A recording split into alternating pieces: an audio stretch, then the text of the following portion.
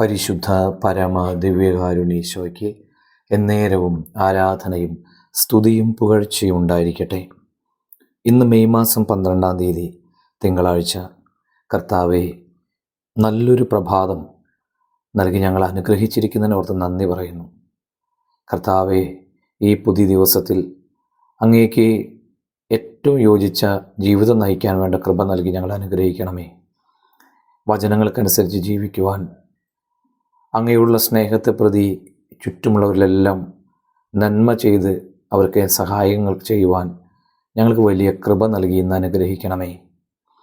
Lucas സുവിശേഷം 20-ാം അധ്യായം 9-ാം തിരുവചനം ഇന്ന് ധ്യാനിക്കാം. ഒരു മനുഷ്യൻ ഒരു മുന്തിരിത്തോട്ടം നട്ടുപിടിപ്പിച്ചു. അത് കൃഷിക്കാരെ ഏൽപ്പിച്ചതിന് ശേഷം ദീർഘനാളത്തേക്ക് അവിടെ നിന്ന് പോയി. യജമാനന് കൃഷിക്കാരിലുള്ള അതിര് കവിഞ്ഞ വിശ്വാസത്തെക്കുറിച്ച് ഇന്ന് ധ്യാനിക്കാം. ദീർഘനാളത്തേക്ക് അവൻ അവരുടെ കയ്യിൽ തോട്ടം ഏൽപ്പിച്ചിട്ട് പോയി. ഒന്നുമില്ലാത്തവർക്ക് ഒരു ജീവിതമാർഗം തുറന്നു കൊടുത്തതാണ്.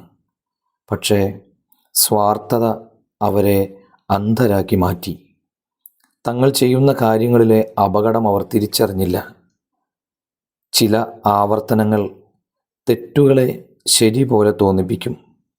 പക്ഷേ എത്ര ന്യായീകരിച്ചാലും തെറ്റ് ഒരിക്കലും ശരിയായി മാറില്ല. നമുക്ക് പ്രാർത്ഥിക്കാം.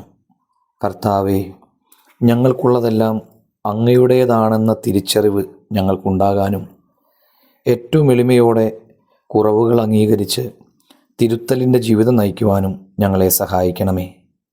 എല്ലാവർക്കും നല്ലൊരു ദിവസം ആശംസിക്കുന്നു. നമ്മുടെ കർത്താവ് യേശു മിശിഹായുടെ കൃപയും പിതാവായ ദൈവത്തിൻ്റെ സ്നേഹവും പരിശുദ്ധാത്മാവിൻ്റെ സഹവാസവും നാം എല്ലാവരോടും കൂടെ ഉണ്ടായിരിക്കട്ടെ, എപ്പോഴും എപ്പോഴും എന്നേക്കും. ആമേൻ.